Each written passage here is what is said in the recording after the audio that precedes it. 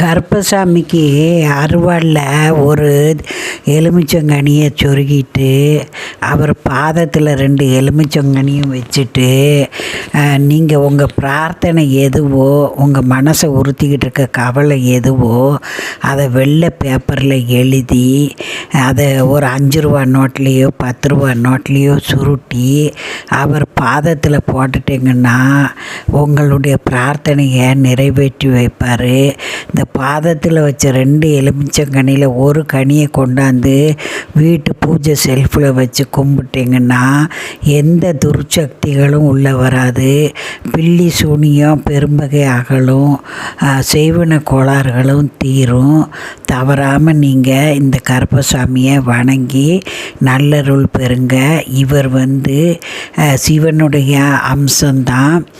அதனால் கருப்பசாமியை தவறாமல் வணங்குங்க.